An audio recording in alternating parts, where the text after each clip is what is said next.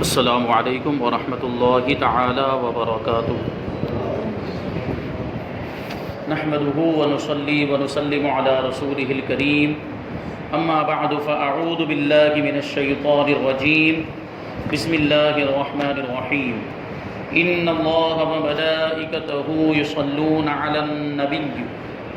يا أيها الذين آمنوا صلوا عليه وسلموا تسليما۔ اللهم صل على سيدنا ومولانا محمد معدن الجود والكرم وآله الكرام وابنه الكريم وبارك وسلم صلاة وسلاما عليك يا رسول الله صلى الله تعالى عليك وسلم۔ سورہ بقرہ آیت نمبر 70 تک کی تفسیر ہم نے سماعت کی، اور اس سے پہلے بنی اسرائیل کی گائے کا واقعہ بیان کیا گیا، اور اسی واقعے کی وجہ سے سورہ بقرہ کو سورہ بقرہ کہا جاتا ہے۔ وہ ایک آدمی کو قتل کر دیا گیا تھا اور اس کا قاتل معلوم نہیں تھا، بلکہ خود اس کا چچا زاد بھائی اس کا قاتل تھا، اور اس نے لوگوں میں مشہور کر دیا کہ اس کو کسی نے قتل کر دیا، اور اپنے محلے سے لے جا کر دوسرے محلے میں دوسرے علاقے میں اس کی لاش کو ڈال دیا اور پھینک دیا، اور مطالبہ کرنے لگا کہ اس کے قاتل کو تلاش کیا جائے۔ بنی اسرائیل کے لوگ حضرت موسیٰ علیہ السلام کے پاس پہنچے تو حضرت موسیٰ علیہ السلام نے اللہ تبارک و تعالیٰ کے حکم سے ان کو گائے ذبح کرنے کے لیے کہا۔ تو پہلے تو وہ کہنے لگے کہ آپ ہمارے ساتھ مذاق کرتے ہیں، لیکن حضرت موسیٰ علیہ السلام نے کہا کہ یہ اللہ تبارک و تعالیٰ کا حکم ہے۔ پھر جب ان کو یقین ہو گیا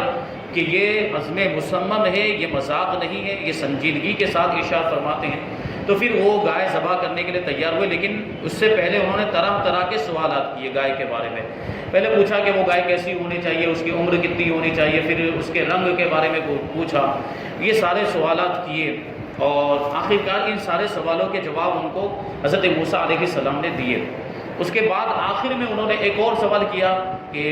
گائے اتنے سارے اوصاف بیان کر دیے گئے، لیکن اس کے باوجود بھی یہ گائے جو ہے ہم پر مشتبہ ہو گئی ہے، پھر سے اس کے بارے میں بتا دیا جائے، اور کچھ اوصاف اس کے بیان کر دیے جائے، کچھ اور خوبیاں اس کی بیان کر دی جائے، علامتیں اور نشانیاں بیان کر دی جائے، تاکہ ہم اس کو جان لیں، اور انشاءاللہ اب کی مرتبہ ہم اس کی طرف رہنمائی پا جائیں گے۔ وَإِنَّا إِنْ شَاءَ اللَّهُ لَمُهْتَدُونَ، انہوں نے انشاءاللہ کہا تھا، تو آخری مرتبہ جب انہوں نے انشاءاللہ کہا تو انشاءاللہ کی برکت سے پھر گائے ان کو سمجھ میں آ گئی۔ تو اس کے بعد جب انہوں نے یہ آخری سوال پوچھا تو ان کو جواب دیا گیا۔ آیت نمبر 71 میں اللہ تبارک و تعالیٰ ارشاد فرماتا ہے، قَالَ إِنَّهُ يَقُولُ إِنَّهَا بَقَرَةٌ لَا ذَلُولٌ تُثِيرُ الْأَرْضَ وَلَا تَسْقِي الْحَرْثَ مُسَلَّمَةٌ لَا شِيَةَ فِيهَا قَالُوا الْآنَ جِئْتَ بِالْحَقِّ فَذَبَحُوهَا وَمَا كَادُوا يَفْعَلُونَ۔ تو حضرت موسیٰ علیہ السلام نے فرمایا کہ اللہ فرماتا ہے کہ وہ کہ ایسی گائے ہے جس سے یہ خدمت نہیں لی جاتی کہ وہ زمین میں ہل چلائے اور نہ وہ کھیتی کو پانی دیتی ہے، یعنی اس سے کوئی محنت کا کام بھی نہیں لیا جاتا، بالکل بے عیب ہے، اس میں کوئی داغ بھی نہیں، یعنی اس کے جسم کے اوپر کوئی داغ بھی نہیں ہے۔ یہ سن کر انہوں نے کہا کہ اب آپ بالکل صحیح بات لائے ہیں۔ پھر انہوں نے اس گائے کو ذبح کیا، حالانکہ وہ ذبح کرتے معلوم نہ ہوتے تھے۔ بنی اسرائیل کے مسلسل سوالات اور اپنی رسوائی کے اندیشے اور گائے کی گرانی قیمت، یعنی قیمت زیادہ ہونے سے یہ ظاہر ہوتا تھا کہ وہ ذبح کرنے کا قصد نہیں رکھتے، مگر جب ان کے سوالات کے شافی جوابوں سے ان کے سوالات کو ختم کر دیا گیا تو پھر انہیں مجبوری میں ذبح کرنا ہی پڑا، کیونکہ گائے ان کو بہت مہنگی ملی تھی۔ پھر رسوائی کا اندیشہ بھی تھا کہ قاتل معلوم ہو جائے گا، اور ہم میں سے کوئی نکلا تو پھر بڑی ذلت کا سامنا کرنا پڑے گا، یہ سارے معاملات۔ اور گائے کتنی مہنگی تھی کہ اس کی کھال میں سونا بھر کے ان کو دینا پڑا تھا، اس لیے وہ ذبح کرنے کے لیے تیار نہیں ہو رہے تھے، لیکن سوالات پہ سوالات کر رہے تھے، اور سارے سوالوں کے جوابات حضرت موسیٰ علیہ السلام نے ان کو دے دیے۔ پھر ان کے پاس کوئی سوال بچا ہی نہیں، وہ لاجواب ہو گئے، تو پھر ان کو آخر میں وہی گائے ذبح کرنی پڑی۔ اسی لیے فرمایا گیا کہ انہوں نے ذبح تو کی، لیکن ذبح کرتے ہوئے معلوم نہ ہوتے تھے، یعنی دل سے ذبح نہیں کی انہوں نے، آخرکار مجبوری میں ذبح کی۔ وَإِذْ قَتَلْتُمْ نَفْسًا فَادَّارَأْتُمْ فِيهَا وَاللَّهُ مُخْرِجٌ مَا كُنْتُمْ تَكْتُمُونَ، اور یاد کرو جب تم نے ایک شخص کو قتل کر دیا، پھر اس کا الزام کسی دوسرے پر ڈالنے لگے، وہی جو مقتول جس کو قتل کیا گیا تھا۔ معاملہ یہی تھا کہ قتل کرنے والا انجان بن رہا تھا، دوسرے محلے میں لاش کو پھینک کر وہ خود ہی کہنے لگا کہ اس کے قاتل کو تلاش کیا جائے، اس کا قاتل معلوم نہیں ہے، تو وہ ایسا کیا، ایک دوسرے پر الزام ڈالنے لگے، حالانکہ اللہ تبارک و تعالیٰ ظاہر فرمانے والا تھا اس کو جس کو تم چھپا رہے تھے۔ تو اللہ تبارک و تعالیٰ نے آگے کی آیتوں میں پتہ چلے گا کہ کس طریقے سے اللہ تبارک و تعالیٰ نے قاتل کو ظاہر فرما دیا۔ اور جب تم نے قتل کیا، یہاں اسی پہلے والے قتل کا بیان کیا جا رہا ہے جس کا اوپر واقعہ گزرا، پورا جو تفصیل کے ساتھ واقعہ گزرا، اسی عامیل نام کے قتل کو، شخص کو جو قتل کیا گیا تھا، اسی کی طرف اشارہ۔ آیت نمبر 73، فَقُلْنَا اضْرِبُوهُ بِبَعْضِهَا كَذَلِكَ يُحْيِي اللَّهُ الْمَوْتَى وَيُرِيكُمْ آيَاتِهِ لَعَلَّكُمْ تَعْقِلُونَ۔ اب انہوں نے گائے کو ذبح کر دیا، گائے جو ہے ذبح ہو چکی ہے، اب ارشاد فرمایا جا رہا ہے کہ ہم نے فرمایا کہ اس مقتول کو اس گائے کا ایک ٹکڑا مارو، یعنی اس کے جسم کا، اس کے بدن کا کوئی بھی حصہ لے کر اس مقتول کو، لاش کو مارو۔ اسی طرح اللہ تعالیٰ مردوں کو زندہ کرے گا اور وہ تمہیں اپنی نشانیاں دکھاتا ہے تاکہ تم سمجھ جاؤ، تم عقل کا استعمال کرو۔ بنی اسرائیل نے گائے ذبح کر کے اس کے کسی عضو سے، اس کے جسم کے کسی حصے سے مردے کو مارا، تو وہ مردہ اللہ تبارک و تعالیٰ کے حکم سے زندہ ہو گیا، اور اس کے حلق سے خون کا فوارہ جاری تھا۔ اس نے اپنے چچا زاد بھائی کے بارے میں بتایا کہ اس نے مجھے قتل کیا، یعنی زندہ ہونے کے بعد اس نے اپنے قاتل کے بارے میں بتا دیا۔ کیا اب، اور پھر جو ہے اشارہ کر دیا کہ اس نے جو ہے کہ قتل کیا، اب اس کو بھی اقرار کرنا پڑا، کیونکہ اب اللہ تبارک و تعالیٰ کے حکم سے وہ مقتول خود زندہ ہو گیا اور خود اس نے اپنی زبان سے کہہ دیا، تو اب وہ قاتل کے پاس انکار کرنے کی کوئی گنجائش نہیں تھی، تو پھر قاتل نے بھی اقرار کر لیا کہ ہاں میں نے قتل کیا ہے۔ اور حضرت موسیٰ علیہ السلام نے اس پر قصاص کا حکم فرمایا۔ قصاص یعنی اگر کسی کو ناحق کوئی بے قصور جان بوجھ کر قتل کر دے تو بدلے میں اس کو بھی قتل کیا جاتا ہے، اسی کو قصاص کہا جاتا ہے۔ تو حضرت موسیٰ علیہ السلام نے جو اس کا چچا زاد بھائی تھا اس پر قصاص کا حکم نافذ فرمایا اور اس کو بدلے میں قتل کر دیا گیا۔ اس آیت مبارکہ میں اللہ تعالیٰ نے مردے کو زندہ کرنے کے اس واقعے سے قیامت کے دن اٹھائے جانے پر دلیل قائم کی کہ تم سمجھ لو کہ جیسے اللہ تعالیٰ نے اس مردے کو زندہ کیا، اسی طرح وہ قیامت کے دن بھی مردوں کو زندہ فرمائے گا، کیونکہ وہ مردے زندہ کرنے پر قادر ہیں، اور روز جزا یعنی قیامت کے دن مردوں کو زندہ کرنا اور حساب لینا حق ہے۔ یعنی جو ابھی مر گئے، قبروں میں چلے گئے، یا کہیں پر بھی ان کی لاشیں یا کہیں پر بھی جلا دیے گئے، سمندر برد کر دیے گئے، سمندر میں ڈال دیے گئے، کہیں بھی گڈھوں میں پھینک دیے گئے، کنووں میں پھینک دیے گئے، وہاں سے اللہ تبارک و تعالیٰ کہیں بھی ہوں ان کو زندہ فرمائے گا، اگرچہ ان کا جسم سڑ گل گیا ہو، جسم ختم ہو گیا، ہڈیاں بھی باقی نہیں رہی، لیکن اللہ تبارک و تعالیٰ اس کے باوجود بھی سب کو زندہ کرنے پر قادر ہے۔ اور ایک چیز جسم کے اندر ایسی ہوتی ہے جو کبھی بھی فنا نہیں ہوتی، ایک باریک حل جو ہے کہ یوں سمجھے آپ کے کچھ ذرات ہوتے ہیں، باریک سے ذرات ہوتے ہیں جو کبھی بھی فنا نہیں ہوتے، اور جو ٹیکنالوجی ابھی جو ترقی کر رہی ہے اس نے بھی ان چیزوں کو ثابت کیا کہ ڈی این اے ایک ایسی چیز ہے جو کبھی فنا نہیں ہوتی، ڈی این اے ایسی چیز ہے جو کبھی بھی فنا نہیں، ختم نہیں ہوتا۔ راکھ بھی آپ اٹھا کر دیکھ لیں، کسی کو جلا دیا گیا، راکھ اٹھانے تو اس میں سے بھی ڈی این اے نکلے گا، بال میں بھی ڈی این اے ہوتا ہے، جسم کے ہر حصے کے اندر ڈی این اے ہوتا ہے، تو یہ ڈی این اے کبھی فنا نہیں ہوتا۔ اللہ تبارک و تعالیٰ اسی پر دوبارہ جسم کو تشکیل دے گا، پھر سے گوشت آ جائے گا، پھر سے ہڈیاں آ جائے گی، اور پھر سے روح ڈال دی جائے گی اور وہ زندہ ہو جائے گا، پھر میدان محشر میں سب کو جمع کیا جائے گا اور حساب و کتاب ہوگا۔ اللہ تبارک و تعالیٰ اس پر قادر ہے۔ تو دیکھیں آپ یہاں پر بھی ایک مردے کی بات چل رہی، اللہ تبارک و تعالیٰ نے مردے کو زندہ فرما دیا، تو اس کا مطلب ہے کہ اللہ تبارک و تعالیٰ مردوں کو زندہ کرنے پر قادر ہے۔ ہمارے اس زمانے کے اندر بھی بہت سے لوگ موجود ہیں جو اس بات کا انکار کرتے ہیں، اس بات کو تسلیم نہیں کرتے، مانتے نہیں کہ مرنے کے بعد زندہ ہونا کیسے ممکن ہے، کہ نہیں ہو سکتا۔ وہ اپنی عقل کے گھوڑے دوڑاتے ہیں اور عقل کے سانچے پر اس کو جانچنے کی کوشش کرتے ہیں، حالانکہ ایسا نہیں ہو سکتا۔ یہ اللہ تبارک و تعالیٰ کی قدرت کے معاملات ہیں، اللہ تبارک و تعالیٰ قادر مطلق ہے، وہ جو چاہے کر سکتا ہے، ہر ممکن چیز پر وہ قادر ہے، اور مردوں کو زندہ کرنے پر بھی قادر۔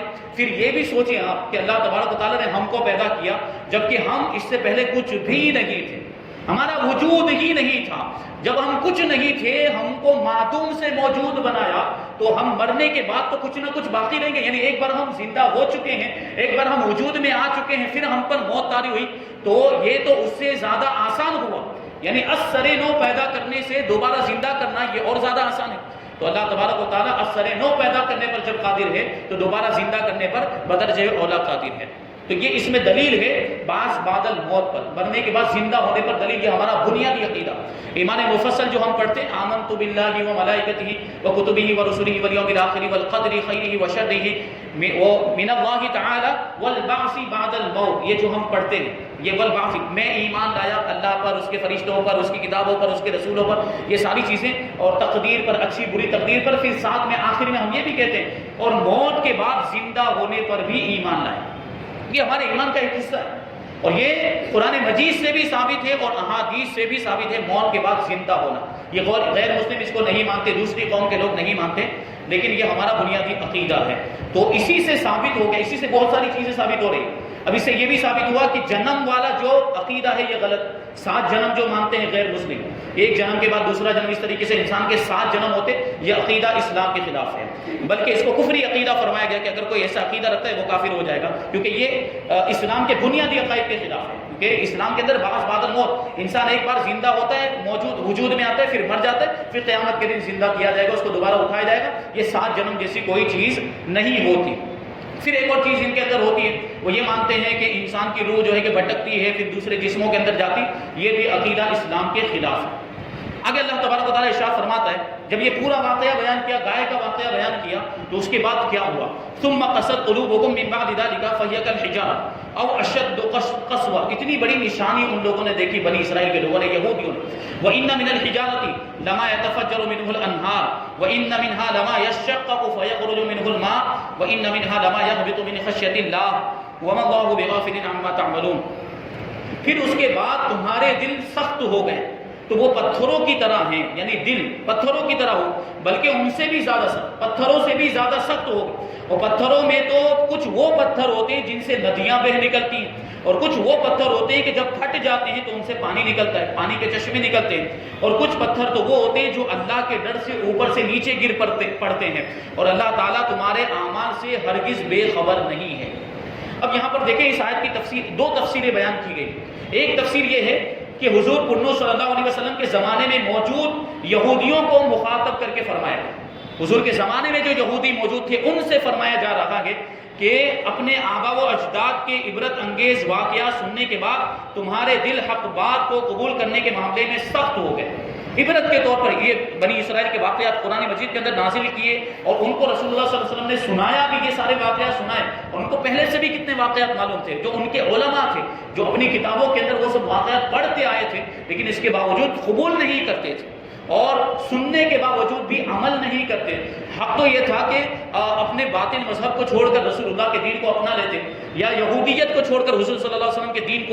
دین میں شامل ہو جاتے، اسلام میں شامل، کیونکہ اسلام کے آ جانے کے بعد باقی کے جتنے بھی دین اور ادیان اور مذاہب تھے وہ سب منسوخ ہو گئے۔ اب اسلام کے آ جانے کے بعد کسی دوسرے مذہب پر عمل کرنا جائز ہی نہیں۔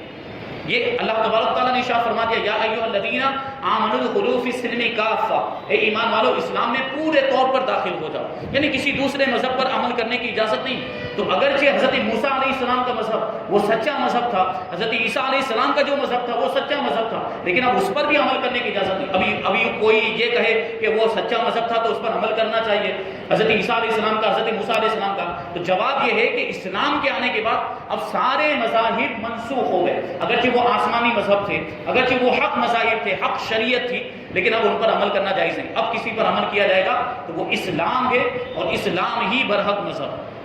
تو وہ جو حضور کے زمانے میں یہودی موجود تھے ان کو مخاطب کر کے کہا گیا کہ اپنے باپ دادا کے واقعات یہ سب دیکھو، اور ان کو سننے کے بعد بھی وہ عبرت انہوں نے حاصل نہیں کی، بلکہ ان کے دل سخت ہو گئے، اس کو قبول نہیں کیا، اور وہ شدت و سختی میں پتھروں کی طرح ہیں، بلکہ ان سے بھی زیادہ سخت ہیں، کیونکہ پتھر بھی اثر قبول کرتے ہیں کہ کچھ پتھروں سے ندیاں بہہ نکلتی ہیں، اور کچھ ایسے ہیں کہ جب پھٹ جاتے ہیں تو ان سے پانی نکلتا ہے، اور کچھ پتھر تو وہ ہیں جو اللہ تعالیٰ کے ڈر سے اوپر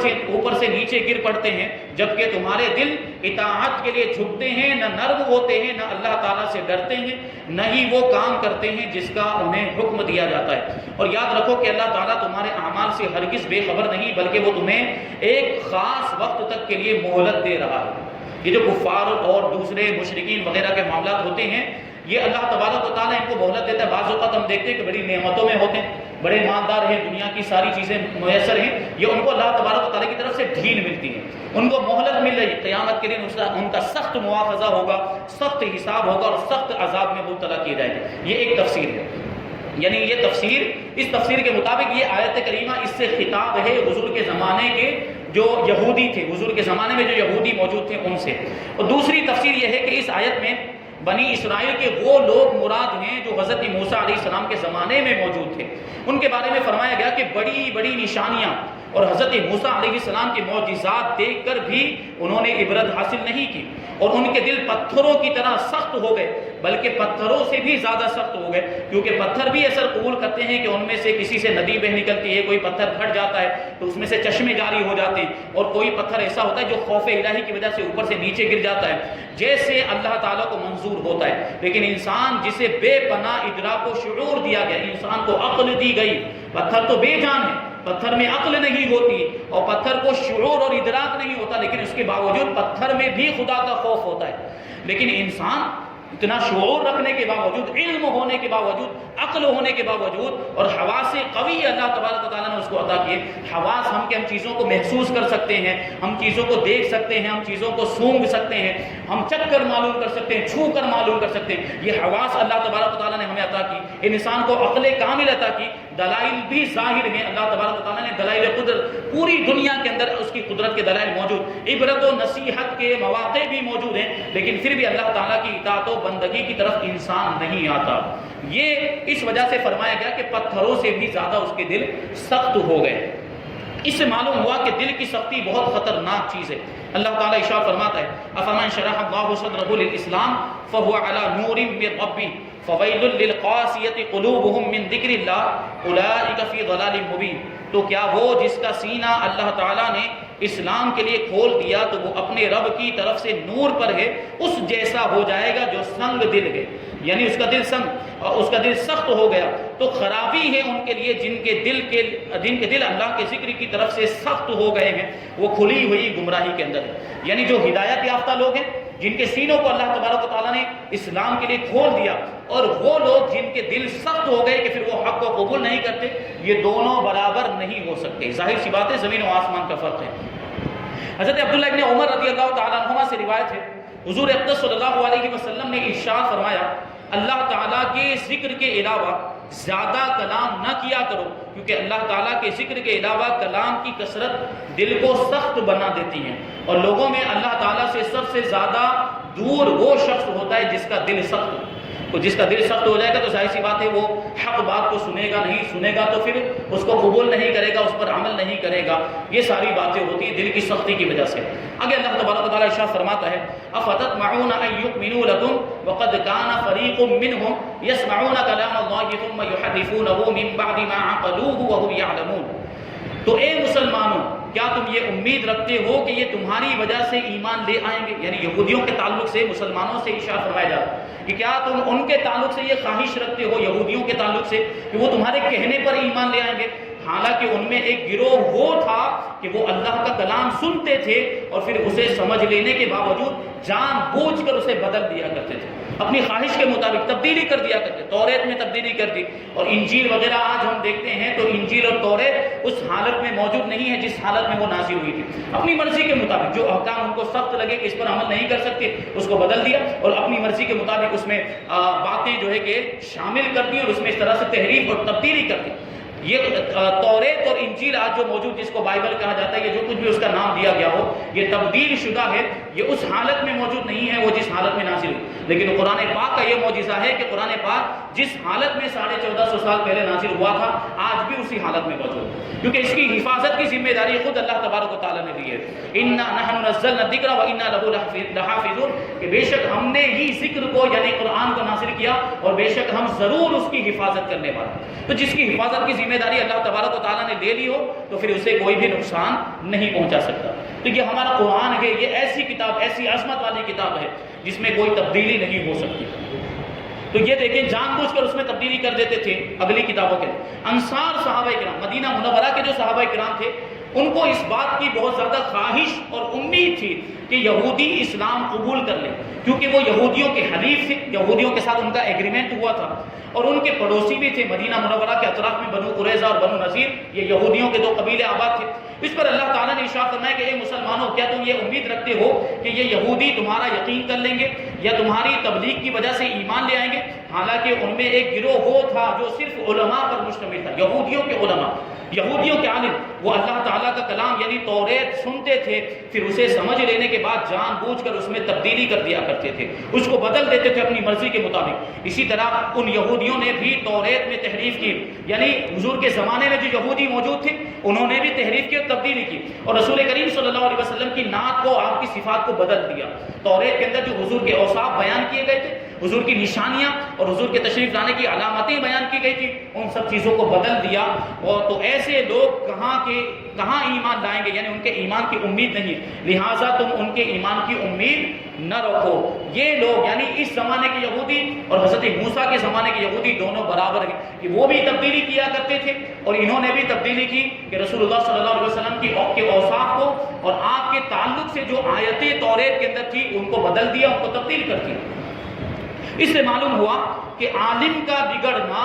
عوام کے بگڑنے سے زیادہ تباہ کن ہے۔ عالم بگڑ جائے تو پوری قوم بگڑ جایا کرتی ہے، کیونکہ عوام علماء کو اپنا ہادی اور رہنما سمجھتے ہیں۔ عوام کا معاملہ کیا، پبلک علماء کو، عالموں کو اپنا رہنما اور رہبر سمجھتے ہیں، اور وہ علماء کے اقوال پر عمل کرتے اور ان کے افعال کو دلیل بناتے ہیں، کیونکہ ظاہر سی بات ہے عالم کے پاس علم ہوتا ہے، اس نے شریعت کو پڑھا، اس نے اسلام کو پڑھا، اس نے قرآن کو پڑھا، اس نے حدیث کو پڑھا۔ اب علماء کو جو ہے کہ رہنما سمجھا جاتا ہے، ان کو رہبر سمجھا جاتا ہے، اور اس کے عمل کو دلیل سمجھ۔ بعض اوقات ایسا بھی ہوتا ہے کہ لوگ دیکھتے ہیں کہ عالم کیا عمل کر رہا ہے، اب اس کے عمل کو کاپی کیا جاتا ہے اور دلیل کے طور پر وہ بیان کرتے ہیں کہ ہم نے فلاں عالم صاحب کو ایسا کرتے ہوئے دیکھا، تو انہوں نے کچھ سوچ کر ہی کیا ہوگا، وہ تو عالم ہے، انہوں نے پڑھا ہوگا تبھی تو ایسا عمل کیا۔ اب آپ سوچیں کہ اگر عالم غلط عمل کرے گا اور لوگ اس کو اس طریقے سے دلیل بنا لیں گے اور اس غلط عمل کی کاپی کریں گے، نقل کریں گے، تو پھر اس کا وبال کس پر؟ اسی عالم کے اوپر ہوگا کہ اس نے ایسا غلط عمل کیا اور اس کی وجہ سے لوگوں نے اس کی نقل کی اور اس غلط کام کے اندر مبتلا ہو گئے۔ اور جب علماء ہی کے عقائد و اعمال میں بگاڑ پیدا ہو جائے تو عوام راہ ہدایت پر کس طرح چل سکتی ہے؟ اور کئی جگہ پر شاید یہ عالم کہلانے والوں کی بدعملی کا نتیجہ ہوتا ہے کہ آج لوگ دیندار طبقے سے متنفر ہوتے جا رہے ہیں۔ یہ علماء کے اندر بھی یہ جو ہے کہ ایک المیہ ہے ہماری قوم کا کہ ہماری قوم کے علماء بے راہ روی کے شکار ہو رہے ہیں، جس کی وجہ سے لوگ اب علماء سے دور ہوتے جا رہے ہیں اور ان کے خلاف اپنی زبانیں تان دراز کرتے ہیں، پھر علماء کی شان میں لوگ گستاخیاں بھی کرتے ہیں۔ اس کی وجہ یہی ہے کہ بعض ایسے علماء، برائے نام علماء کہہ لیجئے، کیونکہ حقیقت میں عالم وہ ہوتا ہے جو اپنے علم پر عمل کرے۔ عالم علم جو ہے کہ سیکھ لیا، قرآن کو سیکھ لیا، حدیث کو سیکھ لیا، لیکن عمل نہیں کرتا تو وہ حقیقت میں عالم ہے ہی نہیں، اس کو عالم کہا ہی نہیں جا سکتا۔ حقیقت میں عالم وہ ہے جو اگرچہ تھوڑا پڑھا ہو، تھوڑا علم حاصل کیا ہو، لیکن اس پر پورا عمل کرتا ہو، حقیقت میں عالم وہ ہے۔ تو ایسے جو عالم ہوتے ہیں جو علم پڑھنے کے باوجود عمل نہیں کرتے، ان کی وجہ سے پورے علماء کا طبقہ پھر بدنام ہوتا ہے۔ حالانکہ اللہ تبارک و تعالیٰ نے علماء کو بڑی فضیلت عطا فرمائی، ان کا مقام و مرتبہ بہت بلند و بالا ہے کہ علم ایک ایسی فضیلت ہے جو انسان کو بہت اوپر تک لے کر جاتی ہے، یہ شان ہے۔ اعلیٰ حضرت امام احمد رضا خان رضی اللہ تعالیٰ عنہ فرماتے ہیں کہ ائمہ دین فرماتے ہیں، اے گروہ علماء، اگر تم مستحبات چھوڑ کر مباحات کی طرف جھکو گے، یعنی ثواب والے کام چھوڑ کر ایسے کاموں میں مبتلا ہو جاؤ گے جن میں کوئی ثواب نہیں ہے، صرف جائز کام ہے، تو عوام مکروہات پر گریں گے، یعنی پھر ناپسندیدہ کام کرنے لگیں گے۔ اور اگر تم مکروہ کرو گے، یعنی وہ کام کرو گے جو شریعت میں ناپسندیدہ ہے، تو عوام حرام میں مبتلا ہو جائے گی، کیونکہ وہ علماء کو دیکھ کر کاپی کرتے ہیں۔ تو تم مکروہ کام کرو گے تو وہ حرام میں مبتلا ہو جائیں گے، اور اگر تم حرام کے مرتکب ہو جاؤ گے تو عوام کفر میں مبتلا ہو جائے گی۔ وہ ایک اسٹیپ آگے چلے۔ یہ ارشاد نقل کرنے کے بعد اعلیٰ حضرت رضی اللہ تعالیٰ عنہ نے فرمایا کہ بھائیو، للہ اپنے اوپر رحم کرو، اپنے اوپر